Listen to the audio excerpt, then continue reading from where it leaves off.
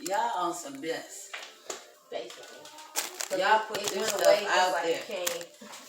Exactly. Like what? Like, how's this stuff all over the whole entire world? That fast. And they that fast and gone. And they don't. Because all they want to do is eliminate a number of people because the world is overpopulated. They do it every, yeah. Like 100 years or something. Right. Pandemic because it was a COVID flu before. It was the something flu. The Ebola, before, like in the 1800s, somewhere around in there. Yeah. Same idea. The Black Plague. Same idea. It's just. Look, but everything dark got always had black in front of it. Oh, because that's just scandal. Mm-hmm. Everything black is bad when actually it's almost vice versa. Yeah. If you see on the battery, red is positive and black is negative. Yeah, but anything you say black is going to be put a negative. If you look it up, really the word, it's something negative. Yeah. It's such a shame. So, ladies, I got some questions. Let's go. What brings you to the table? Well, let's start with you, Cinda, because you are our mental hygienist. Oh, okay, come on. We appreciate you. And what made you want to help women, wayward women such as ourselves? Well, I've been doing this for years, right? Because I'm a stylist, but I don't know, it's just something innate in me. And then God said go to school, but I was in an abusive relationship. And once I got out of it, then I could understand why people don't leave. Because it's psychological. Mm-hmm. And you don't, why can't you just leave? I had girlfriends. Why can't you just leave? It was that easy, I would leave, right? It was more mental torment than actual physical torment. But it was physical as well. And, I wouldn't, if I can help you change your perspective of not even getting into it first, then, I've done something. Right. So it's always, and I've always just had a heart for women, but I could touch men as well because you could change their perspective in thinking, but why not try to just help somebody change their perspective? You don't have to live like this, or there's another option, but I didn't have anybody that talked me through it. Literally, it was just me and God. When I was going through, I didn't have girlfriends that could understand. It was my little secret. First off, it was my little secret. I was in an abusive relationship. And then to get out of it, what do I do? So God was always a part of my life, but in the midst of that, he became the center of my life. Because I needed answers. What did I do to get here? What was wrong with me? And I always wondered, but then he began to show me it was nothing wrong with me. And it was what he needed me to go through to get to this side. Because if I couldn't relate to the situation, then how could I help somebody? Not that I couldn't, but it's you can understand more of what the mindset is of someone that has been basically oppressed. Right. In so many areas, it doesn't even have to be male, a partner. You could be oppressed at work. You can be, your kid can oppress you.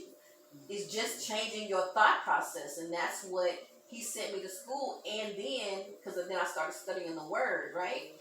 So I could get it from a biblical sense, but he sent me to school so I could understand it from a natural and how the mind works. Because we think, the trauma's over, so you should be past it. Right. But you don't understand you have triggers. Right. And then in your mind literally goes back to that very moment. And you're triggered over something that doesn't have to do with this moment. And how do we change that? How do we reconnect the mind? Because people don't understand, you can reconnect you can build your brain differently with the proper tools. And that's what I like to give. Let you think of it in a different way. Because believe it or not, you will show up very different. Right. When you get different tools. And we don't know that. I think we discussed that last week, is that I talked to somebody and they were like, you've changed, and I don't see where I've changed. But someone listening to me speak now after what if we had 12 weeks of this? Yeah, about 12 weeks. And it affects us in a most positive way. When my first relationship was very abusive. I didn't realize that I won't let anybody love me today. Right, it's hard. Yeah. But for me, And it's not that it's not wanted. right. It's But just it goes back to the trauma in your head, right? But for me, I like to dig down even deeper because what is the root of why you became that person? You didn't become like you didn't want to receive love for no reason. Right. 9 times out of 10, your parents, and in my opinion, that's your little God, little G gods, because we don't know God. Our parents are our first gods, right? So whatever they pour into us is what you get out. right. And like you could have had a parent that gave you the world but didn't know how to love you, or didn't or overloved you and was very controlling, right? Doing the best that they could, and it still didn't meet you at your point of need. And now how do we get, because we get stuck in that thought process, and then it's like, oh my God, that becomes your fear, that becomes your prison. Well, how do I get out of this prison? Right. Right, that I didn't even know I was in. This is just my life. Until somebody showed you something different, you're like, wait a minute. And you don't And it's even not that recognize easy. it. You don't even Yeah. know it. Because I look, and common sense would tell you, like you said about your relationship. I knew I wasn't supposed to be there, but I was so torn. I was 18, 19 years old.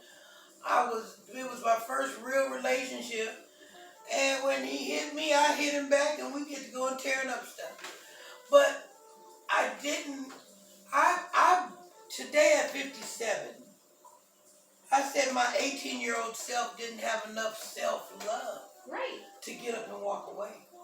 And my 57-year-old self, in dealing with men in relationships, my daddy was my first male role model. Right. And I had to chase behind him to make him love me. Right. He didn't even want kids, really, probably. And he was there and he wasn't there. But I look at that as my acceptance. I accepted too much in my life. I turn the other cheek, turn the other cheek, turn the other cheek. And I just said this recently about my daughter. Have I failed her? Because anybody who meets my daughter knows she's just the most beautiful, gentle spirit, but she would tear that ass up. She would tear that ass up in a hot second. But I say that I failed her because I didn't know that everybody is not worthy of our love. That's God's job to love everybody. Everybody ain't gonna let us love them. Nope. And they gonna treat us poorly. Yep. And we just gonna love them. And they gonna treat us poorly. And we just gonna love them. But it's not for us to love everybody. I took just this last year, between March of last year and this year, I almost died 3 times. And I didn't know it. I was sick as a dog. And him fighting for my own life, I looked at everything.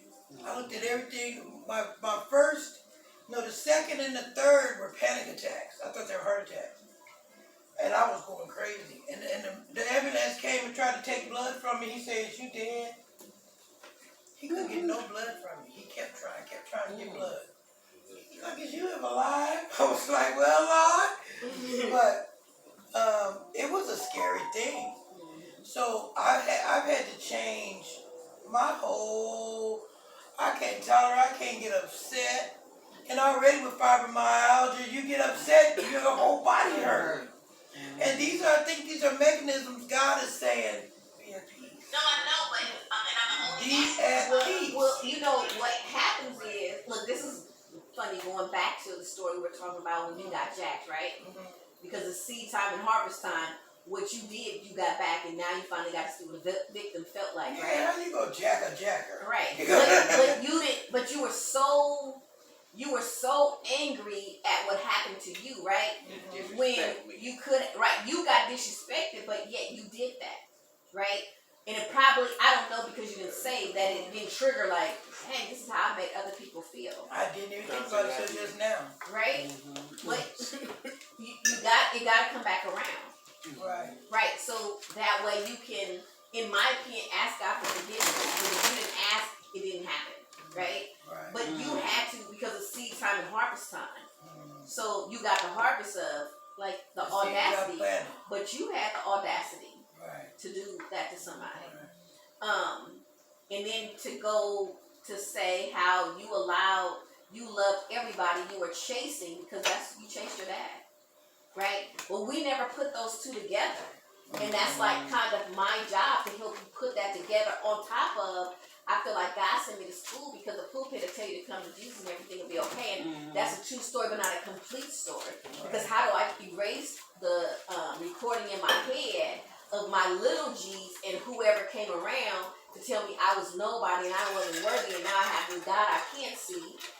You know, how do I trust this God I can't see when I can't trust the people that I can because they let me down? So then there's this big gap like, oh, I say I believe in Jesus and I believe there's a God or, you know, whatever, but I'm still not getting the fruit of that. When he showed up and said to you quietly, right, but you have all this negative going on in your head, I'm here to bridge that gap, right? No, this is God. He's been talking to you all along. You didn't make it this far for no reason, right? It's just now you have to take all that negative, brush that off of your soul. Because it's still written on your soul. Right. And if it manifests as illness, you know, dis-ease, either inward or outward, how it manifests, and we don't know, right?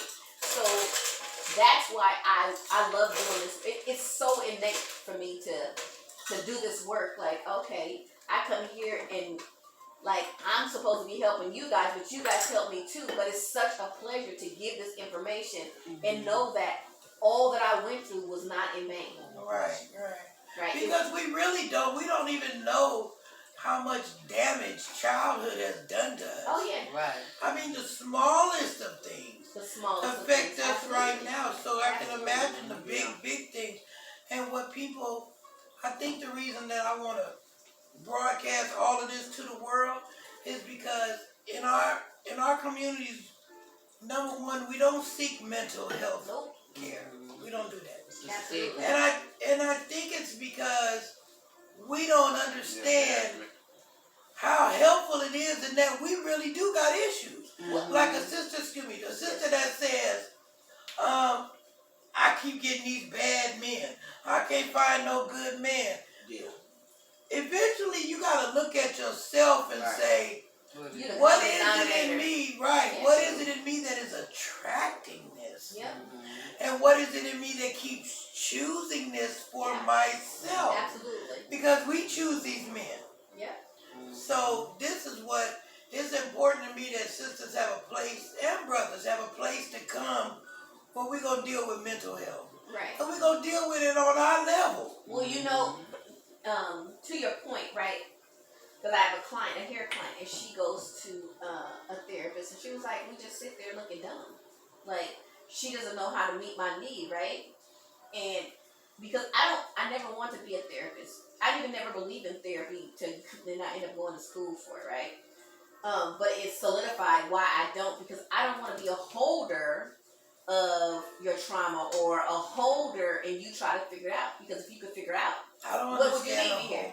So So it's like when you come, the therapist says, oh, well, how did that make you feel? Okay, well, what do you think you could have did differently? What, well, how do you want that to show up in your life? No, let me give you some tools and something to change your perspective, right? That you would have never thought of, because if you could think of it, then what would you be I would have here? done it. Right.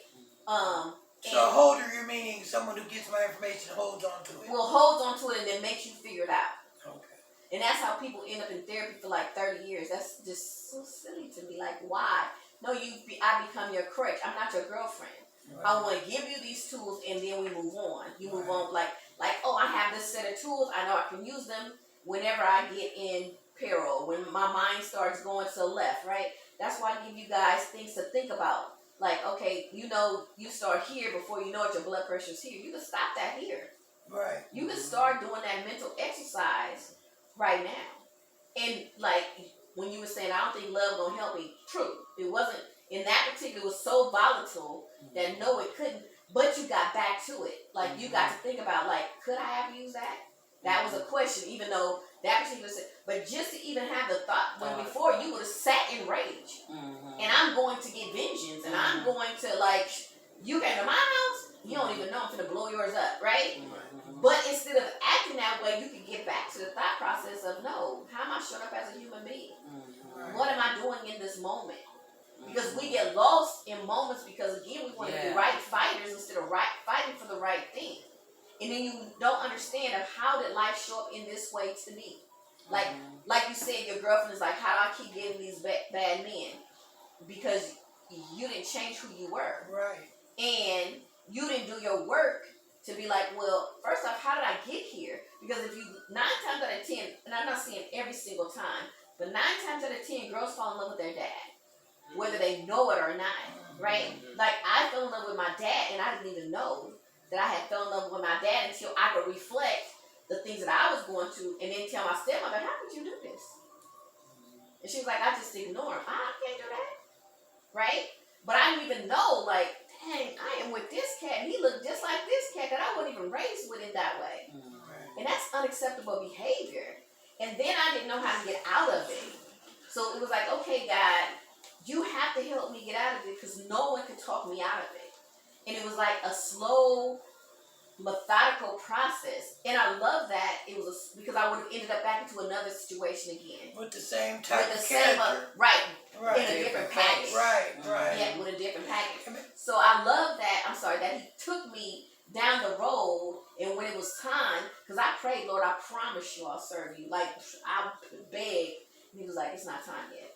Why? You already know how he's doing me. When I release you, you're going to be released, and you won't come back here again. Right?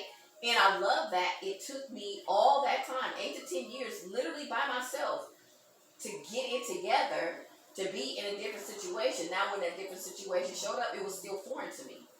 Like, I have to learn another language now. Right. And that doesn't mean that it still won't be no triggers, but I have to learn me in another way with that. It's like going out on a date and you go to get out the car. You forget you supposed to let him open the door. Exactly. And you forget because you've been opening the door for 20 years. Right. And you had a dude that didn't mind you open the door. Yeah, he might leave you. No, I ain't had Is one. you coming or no? I just forgot what it was like to be in the presence of a man in that way. I work with men all the time. I got my homeboys all the time. I don't ride with them. I get my own car. Right. So there are little things like opening the car doors, opening the door. Little things that we take for granted. But like I said, even I was in a relationship and literally it was like, is you coming or no? Well, I guess I'm gonna open this here door, right? But my husband now, he'd be like, so we opening doors now? No, what I was doing was I was just checking to make sure that right? Because I'm not used to that gentleman, like get on the right side or get, get inside, not outside. I gotta protect you, keep right before me. And that's what I got this, like, we ain't both gotta wear the pants. So I'm learning how not to wear the pants. emasculate my man, right? Because I didn't do both. Right. Right. I was told yesterday I was mean. Yeah. And I was like, if one more person tell me I'm mean, I'm going to take me an etiquette class. Well, and that's a self-check. But what does that look like? What does mean look like? Then you got to know your audience, right? Because what do you mean that I'm mean? That's what I'm like. How does that look that I'm mean? So I remember, I think I'm quite lovable. I was if you know me, if you get to know me, you know I'm lovable. But I guess I have that look like, don't mess with me. Because people wouldn't come talk to me. But when I literally had somebody tell me, like, you are really nice. Yeah. But you look really mean. Yes. So that means that let me be paying attention. Let me be mindful of how I show up, right? Because it's my job, if it's important for me to change your perception of who I am. Because I don't want to be standoffish. I don't want... That's not who I really am, but why do I show up that way? So now I show up, which is way lighter. If I go to a restaurant, my job is to make you laugh, right? If I can't make you laugh, we might not be a good fit. I'm the greeting committee at work. Good morning. I'm right there. Good morning. Good morning. You're going to speak, right? Because I sit where I sit on purpose. But it makes me have to be very aware of who I am, and I don't have to pop off, right? Or be offended. I work with somebody that can be very offensive.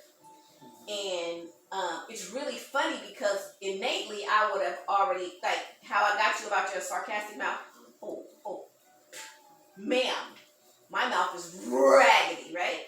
But I'm so outside of that, like I can't even believe, like that didn't even make me pop off for her. And my client, I was doing a client, and the owner, she was like, she's a character. And the things that she was saying, I wasn't even receiving. And she was like, oh, but you got her quietly. And I'm like, I didn't even catch that she was trying to throw shade. Because you're not even that significant in my life. Right? And I got to a point, I'm tired of fighting. Yeah. Because you always at 10. Like, why do I got to be at 10 all the time? Right. How about, and then I had to say to myself, first off, it's not my battle.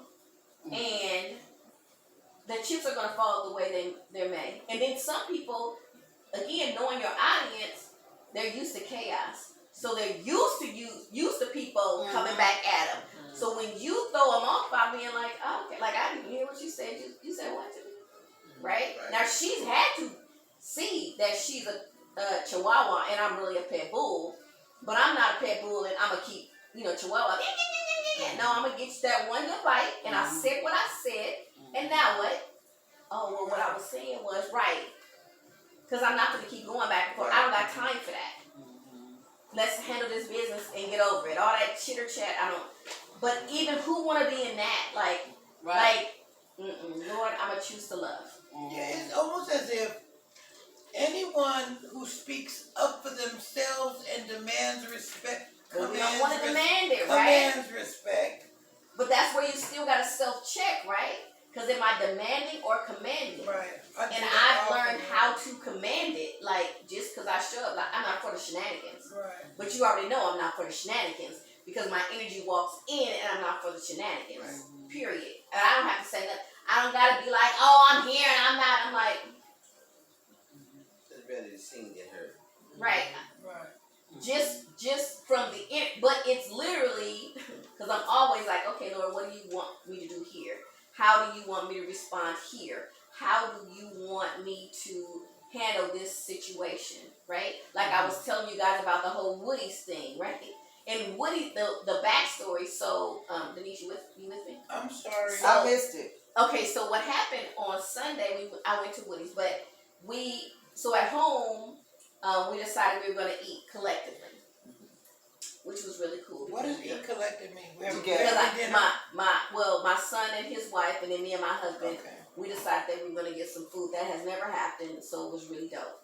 But they were all getting on my nerve collectively as well. Okay. So we decided we're going to eat together. Nobody wants to go get the food. I'll go get the food. So my son calls and says that the lady on the phone was rude. And he hung up on her. And so then my husband joked, oh, our food ain't going to be ready. We're going to be fine. So I went to Woody's with my mindset already that the lady was rude. So I'm already, right? I'm ready to go. Ready to go. And as soon as I walked in, she was like, you need a mask. And I was like, I literally had to go in my mind, do I want to fight this battle or no? Let me put this mask on. So she directs me to the line to pay because it was a call-in order. She was like, you got to get out of line because you got to pay. And you know, it's people's tones, right? Right. You're doing your job, however, right, it's your deliverance. I get to pay. The man is so kind and gentle to me. Just so kind and how are you? Like his whole energy was soft and inviting. Right. So it brought me down. Cool. And then I had to order something else. So he said, just go to the side right there and I'm going to get your whole order. Well, my order took longer. I ordered some banana pudding, which I got first, but where's my food that I already ordered? But okay, so I said, so now I'm chatting with the girl. Well, she was chatting with a guy that came in that was familiar. I don't know if he was a familiar customer because the other guy, the cashier, talked to him too. And I got the vibe that he was a pastor. So anyway, now he's waiting for his food. So I was like, how do you talk to somebody and tell them they rude without telling they rude, right? And he was like, I don't know, because the way people are nowadays, I was like, yeah, you're not the right person because you're scary. So, right, like, I ain't got time for that. Right. It's time for correction. We gotta. Right. So then I ultimately ended up by the girl, and we had this dialogue of. You mean mean girl. The mean The girl. rude girl. And presentation. And, you know, why do people show up that way to you? You have to be thinking about what you're putting off. And she's doing sidebar, like everybody want to be chiefs and nobody want to be an Indian. So in the meantime, a young dude comes in and he's on his phone being loud. And she started telling him, you need a mask on. So I'm telling him, just do like this. And he's doing this, but trying to talk on the phone and you blah, blah, blah. And he goes, what got me was Nipsey looking down on us. And in my mind, well, who the hell is Nipsey? Who was He he ain't talking Jesus. to? I don't know who he was talking to, but I'm saying. So that's what got my attention. So he's still talking loud, and now me and her having this conversation, and he getting louder. And I'm like, so the guy behind the thing gives me a mask, so I get to go hand it to him and tell him, turn it down. Use your inside voice. Turn it down, right? And so he finally gets off the phone. He was like, I'm sorry. And he begins to tell me his story about that I showed up for them, and when Nipsey was around, I was the driver, and I showed up for them, and now I can't do this. Now we have another situation that's happening in the midst of all this, right? So then there's a lady that's like, oh, I want some beans and rice, and the girl's like, we don't take cards, we take cash, and she was like, oh, I'm gonna have to find me some money, and God is like, just pay for it. So I was like, just let her get her beans and rice, she can get whatever she wants. And I give her the money. Now she's like, oh no, I got money, I'm sorry sis, it's okay, I don't have to do it. I'm like, just do it. Let her pay the balance of whatever I gave you. Don't worry about it. Instead of her giving me the balance back, just let her have the money. And then he's over here, and I'm telling him, you need new friends. You was just in there missionary. Right, like, okay, God, you got me on a whole mission here. For real, I in real just life, came to like, pick up right, it was dinner. do. You finna touch and talk to everybody. Right. I'm like, okay, Lord. And it was that, my boldness, because if I would have had the wrong energy talking to this young cat over here, Right. he could have snapped on me instead of explained. But he calmed down. And he explained it, and then the lady come over here explaining, no, I really haven't, girl, I don't care about your story. That was my lesson today. Right? Like, I literally I don't even care your about story. you. I ain't thinking about it. This the rude one. No, this is the lady that I The helped. one, She was the banana pudding lady. I'm the banana The pudding lady. beans and rice. The one that beans and rice. And so now she want to come explain, oh no, I have money.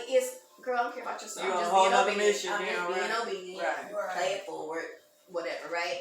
And I'm dealing with all these different but I'm like, look at how God showed up. That was that schooling kicked in. That was Holy Spirit, and that literally school taught me empathy a little bit more, because like I was like, I can't be a therapist because I don't have a bedside manner. Like, y'all gonna knock it off. All that crying, stop it.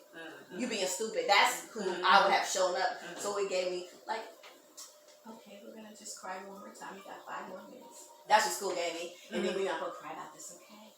That's what school gave me. Because otherwise, like, I don't have the patience for that, right? So anyway, but yeah, I'm like, God got me doing all these different things. Boom, boom, boom, boom, boom. Multitask. And then I could really talk to this young cat that's wilding. Like, what you want to do? You want me to stop what I'm doing? Come pick you up? I said I ordered my food. Sir, we don't need to hear. You're changing the whole energy in here. Right, I hate that. Yeah. But he calmed on down. He got to like, I don't care about your story either. I just need you to bring it down because you upsetting my peace. It's really what So it's still how you show up. Like, I showed up, and I at first I really showed up like with negative energy because I got home stuff. Then my son told me she rude, so I'm ready for like, girl, don't be rude. Do you like your job? Then I was like, nope, I ain't even gonna get it like that. Right. That ain't the battle I want to have. Okay, Lord, what you want me to do here? How you want me to show up in this moment? Because you never know who you might be able to touch. And that's what I know I'm learning here, is to just change. When something happens, I don't have to react. How do you respond? How am I going to show up in this situation? And when I leave, what is the opinion going to be of the God I serve? Exactly. Because everywhere I go, I don't even got to say nothing. People be like, oh, you with God, huh? I don't even be trying to put God out there like that. But that's the glow you show, right? And then it's the representation. Let your light so shine, Right. So then I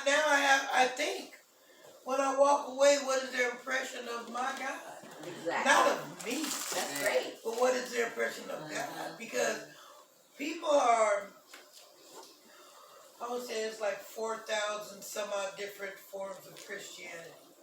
People are running around here, and so many people are in search of God. Right. And they don't with know the where title to of look. I'm a Christian. They don't know where to look. I just tell them go inward. But it's I think that until we address mental health, the mental health of the masses, Oh, for sure. because we have certain pockets of people who will address their mental health. But the masses don't even understand that the reason I cussed him out is because of something I was having other nigga flashbacks. Yeah, you had Well, because they think they're gonna be stereotyped and labeled as crazy Yeah. when they're not crazy. That's not it at all. So that's the. What's crazy is not addressing it. No, Yes. well, what's True that. how can I say this? Is it crazy for the person who labels them crazy? Meaning, if they go into a facility, they're gonna probably be labeled as a 5150 because of their story. They're not crazy. Right. That person hasn't even got to the root of what Why. called why, the who, what, and why. Right. They haven't got to that, but you're still labeled as crazy. But you know what? And then, You believe it yourself. well, Yeah, you not keep even. saying I don't even think they believe it themselves. It's just that I believe most of us as a people run from it because we're gonna be labeled as crazy, stereotype, Right. and we're not crazy. It's the people that label us, meaning the powers that be, that's been put all the stress on us from not allowing us to do the things that we need to do to be comfortable, the resources and things like that. It goes Yeah, to so it goes way back. if The beans and how rice I and feel everything like else you got. the mental health issues, some of them are chemical, right? Right. But you can literally change your chemistry by not being heard, right? Whoever sat down to hear your story, not in a rage, not in a point proving, but let me tell you my story, right? I got a story to tell. I've been through trauma. I've been hurt. And nobody gets to hear that story. They get to see you act it out. And don't know why you Yes. act it out. Right. But they don't understand, or they don't understand how to handle your story. Like, I can tell you my story, but is it going to matter? Or are you going to keep pushing my buttons and then I told you that this is my trigger? Oh, well, that shouldn't be anymore, but I'm telling you that it is. Right? So, it's still... Oh, okay. It's still... That's what... Like, for me, I never want to do chronic mental health. I want to get to the people that get... Just before that, let me give you the tools so you don't have to go into... Hey, sugar mom. So that, we thought we was going to get to kiss and cuddle over a new baby. Next week, actually, he's going to put his appointment. Oh, he's trying. Okay, so that's what I feel like if we can talk it out and release it, because it becomes so much pressure.